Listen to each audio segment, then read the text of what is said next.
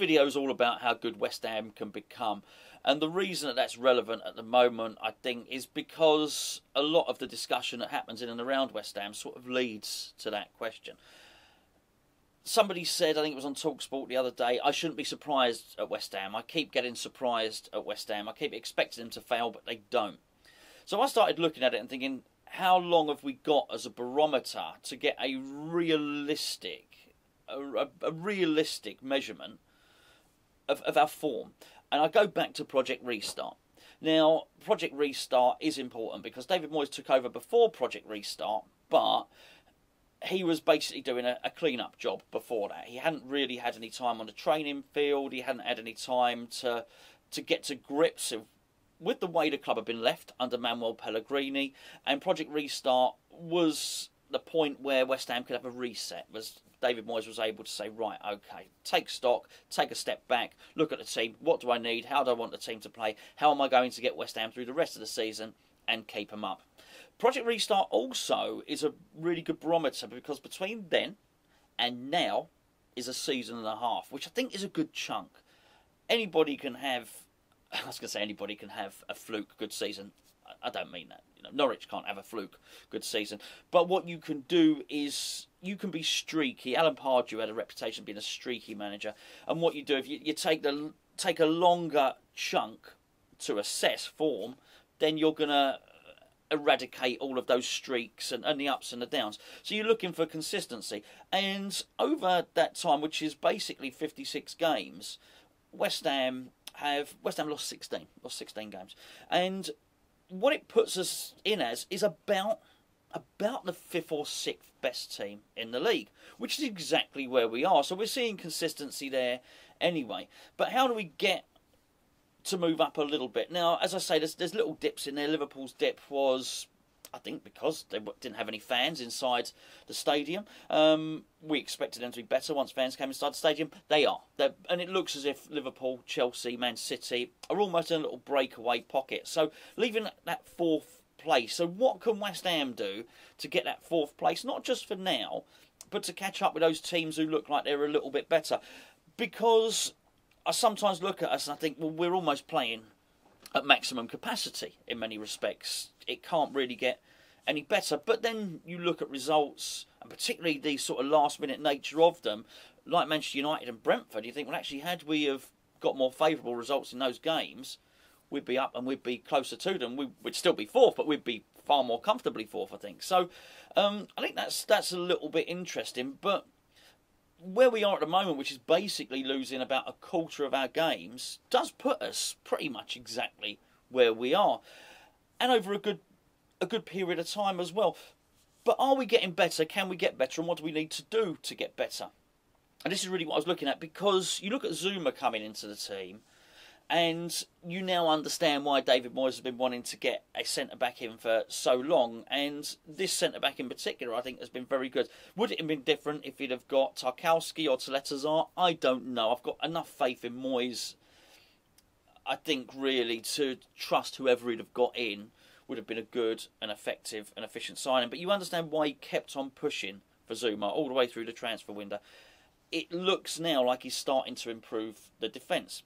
So we've had, in our last 3 games, we've had 3 clean sheets, which is just as well, really, because I think we haven't particularly been firing in an attacking sense.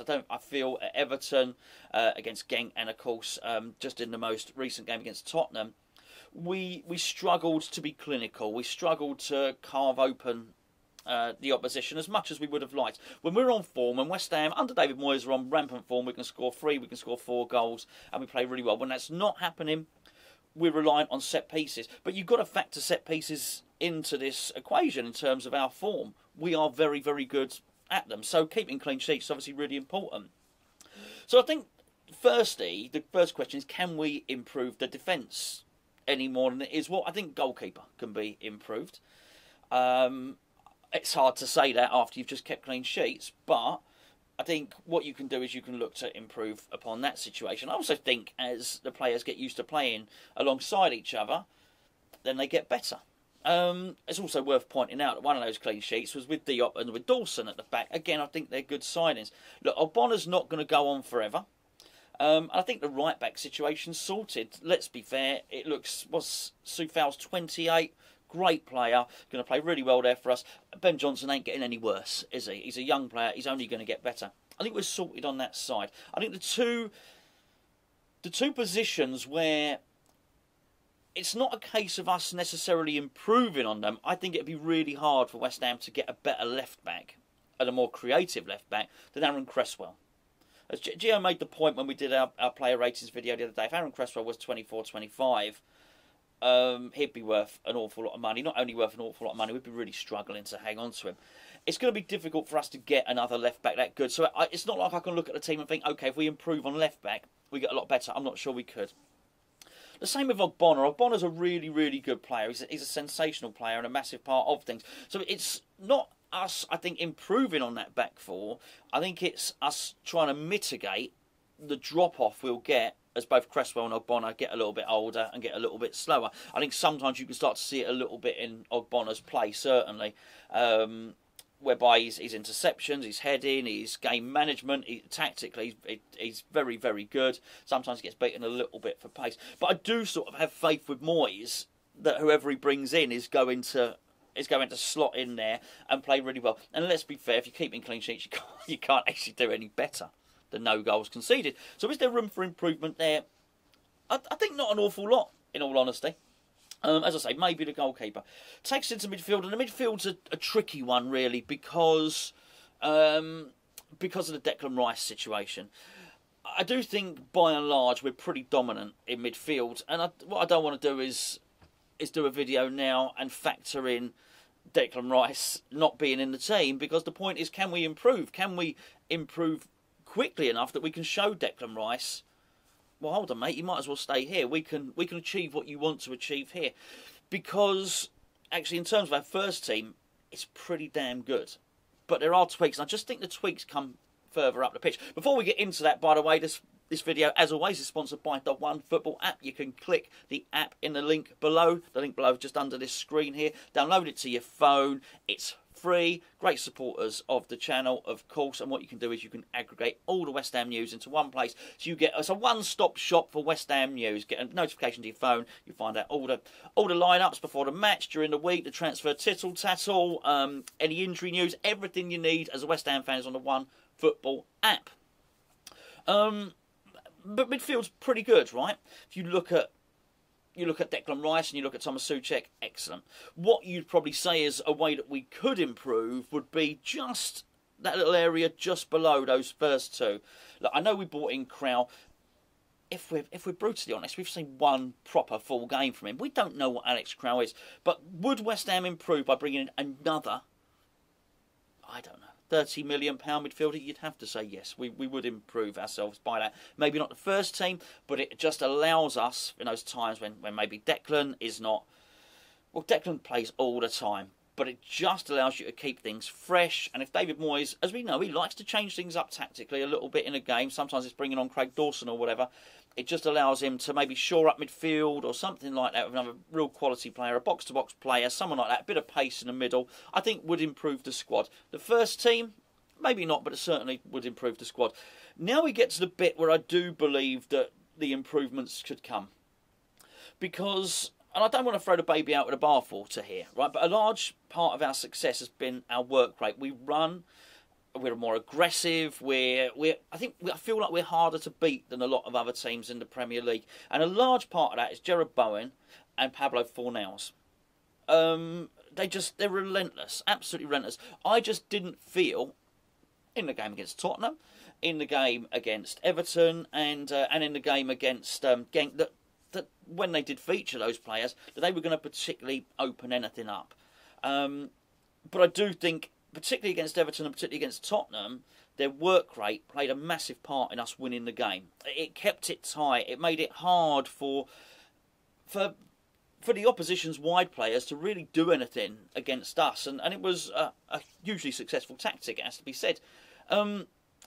However, you have to say that there are games when they're not firing, where you feel if there was somebody else there to put in, would be used. I can't help but feel that if Vlasic should have hit the ground running more than he already had, Vlasic would have been off the bench a lot quicker. I can't help but feel that if Yarmolenko was quicker than he actually is, or maybe a 24-year-old version of Yarmolenko would be on the pitch a lot earlier, just to try and open teams up. And then you look at Benrahma, and Benrahma's not like Bowen. Benrahma's not like Fornals. What you're not getting with Benrahma is the aggression. I'm not saying Benrahma doesn't work hard. I think he runs around. I really do. But there's a difference between running around and getting into formation and getting into shape, and running round and actually being aggressive and winning the ball back. And I think you will find that Fornals and Bowen both win the ball back an awful lot. They're more aggressive than he is.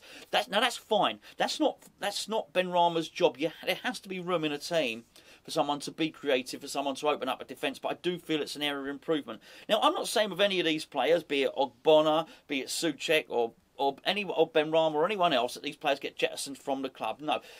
I like to think that front three is fluid. So Fornals won't always play on the left. Benrahma won't always play on the middle. Basically, that you have options, so as if someone's informed, they start.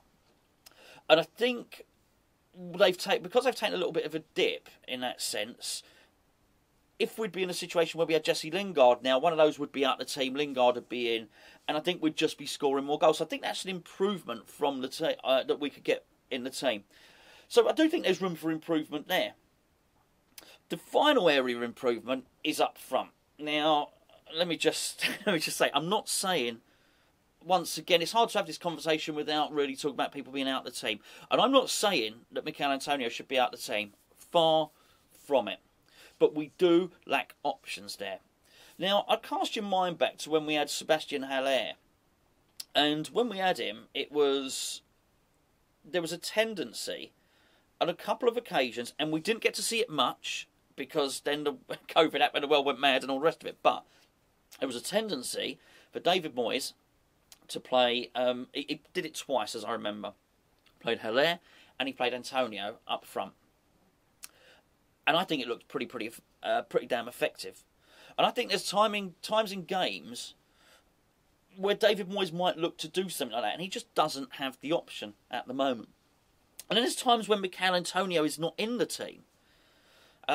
Be it, touch wood, he's not had any injuries this season, but when he's been rested or something like that, when he had the red card, when actually I feel that Bowen does a decent enough job, but I feel it detracts from the team. I like Bowen on that right-hand side. I like him helping out the right back. I like him cutting in. I like him battling. I want him in the team. I like his corners as well, which are really good. But he's not a centre-forward, and you just feel that, I don't know. We know that Moyes likes Nesri. I can see why. We speak about Adam Hlosek a lot on this channel, of course, and there are a number of other strikers, and even somebody that we didn't quite get, which was Patson Daka. You just get the impression if West Ham had one of those players in their armoury, then either when Antonio's not playing or to play alongside Antonio in the two, would that improve the team? The ability to have one more of those strikers, yes. I think that would not only improve the squad massively, it would improve the team. Also would take pressure off us in those European games as well. You've got choice, you've got decisions, and I do think we'll do that. And I think realistically, the Vlasic one's a funny one really, because he cost a lot of money. So it's easy to look at that and think, well, maybe we won't buy another attacking midfielder. But I think we will. So when I look at the team, I think, okay, what can West Ham do to go from that team that's sort of lost 16 in 56 games, the team that's about 5th or 6th best in the league, to one that can continually push, and I think we'll continually be, the way we are, pretty much where we are, if you know what I mean, which is, I think, top 7. I really do. I think we're solidly a top 7 team, and that is progress. But Moyes talks about this. What do we need to do to get up, to challenge those top teams? I'm not talking about winning the league. I'm talking about when it comes to the last 4 or 5 games in the season, being in with a shout to get that Champions League spot. And I do think it's there. I think it's the striker, and I think it's the attacking midfielder. A little bit more cover in central midfield. We're going to have to do that. Will David Moyes make Krau's deal permanent? I'm not so sure. I don't know. We haven't seen enough of him. We know that we're losing Mark Noble. We know that this guy Rob Newman's coming. So where are we going to make those improvements? I think particularly when you've got the money of West Ham, which we spent all right. We spent 60 odd million or something. You sort of got to look at it and think, well, what will we spend again? Well, hopefully we have the same amount to spend again. That's not going to match those top clubs who can spend £60 million quite easily on one player. I talk about Man City often, £50 or £60 million just on a fullback. We can't do that. We've got to work a bit smarter, but I do think we work smart. Can we go significantly better than we are? This is dreamland for West Ham at the moment.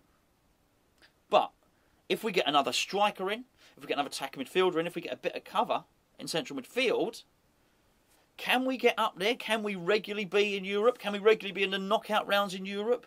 Can we regularly be challenging the European spots in the Premier League? I think we can, and I think that would be improvement.